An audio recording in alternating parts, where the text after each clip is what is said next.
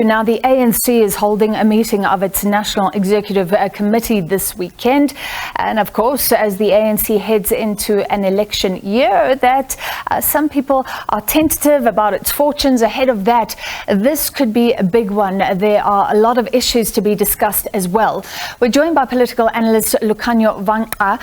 Lukhanyo, thank you for being with us as always. Let's start with one of the possible topics, the Phala Phala report, that has effectively cleared the president, some unhappiness from opposition parties. But of course, we're waiting for more reports. How do you think the ANC's NEC will be approaching that? Good afternoon, Francis, from a cold and wet Cape Town today. Yeah, I understand. The supporters of the president are going to go into this NEC meeting emboldened by the recent report by the public protector, effectively clearing the president from any liability, responsibility, or culpability in what happened at the Phala Phala farm, the theft, the torture of people, and all those contraband of foreign currencies that were somehow stuffed into his sofa, now apparently without his knowledge.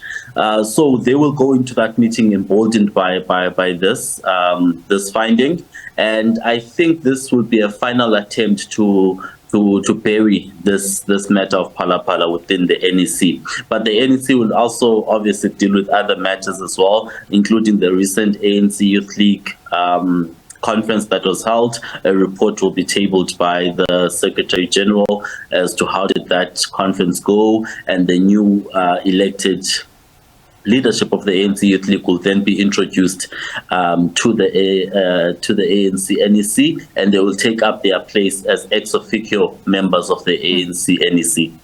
And let me ask you what I asked our analysts last weekend when we were covering that youth conference. I mean, the ANC really wants to appeal to young people. They are often the people that are not even bothering to vote. There's huge apathy. And it's been said that there are a lot of elderly officials in governance. I mean, has that conference done enough, or could it do enough to sort of stir some excitement amongst young people, or is it too late?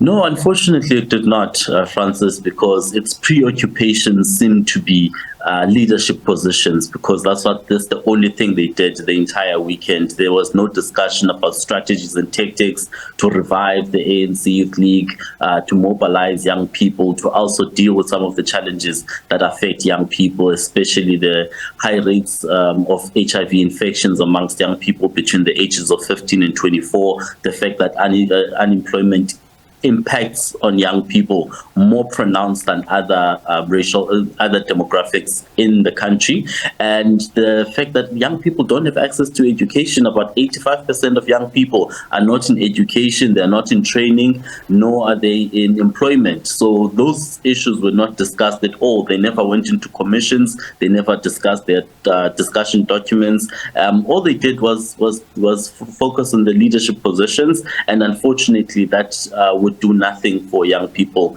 in this country to say who leads them in the ANC Youth League. The more important issues were the policies that were going to be adopted, and unfortunately those were not adopted. Yeah, I mean, people need to feel represented. So the Secretary General, Fikile Mbalula, has also said that the ANC will be honest as it assesses its own previous election promises and where it stands right now. And then, of course, there's a manifesto to be written. Of course, this is dangerous ground for a governing party that has the track record. A lot of stones can be thrown, whatever they say. So do you agree that's a bit of a tricky one? Yes, but I think that's the tactic that they used in the last election of 2019, where they said mea culpa, it was all our fault, we're accused number one, we accept our wrongdoing, we accept our shortcomings. But that tactic only worked with the proviso that Cyril Ramaphosa was a new broom that was going to sweep clean. Unfortunately, that's not there anymore. He is a tainted political brand. The Phala Phala situation did a lot to damage his political brand and standing in society, and therefore the mea culpa approach might not be as effective as it was in 2019 to stem the electoral losses of the ANC. So that tactic, if they are going to embrace it and take it to the electorate, it might not work as well as it did in 2019. And it might not prevent the ANC from dropping below the 50% mark, as all polls and research seem to indicate it will do so. So it sounds like, in finality, the ANC has to find a rabbit and pull it out of a hat, basically. Basically, and I suspect that rabbit could be the new two-part system of going into being elected into parliament. The fact that 50% of those seats are going to be first past the post that are done at a constituency level. I think that could be a redeeming feature for the ANC, because first past the post, and the ANC being the biggest political party in the country, might mean that in a lot of these constituencies it's going to come out first, even if it doesn't reach the 50% threshold. The fact that it will be the first to receive the biggest number of votes might actually mean that it artificially inflates its support in parliament, and they could come back with a higher than 50% threshold as a result of that first past the post.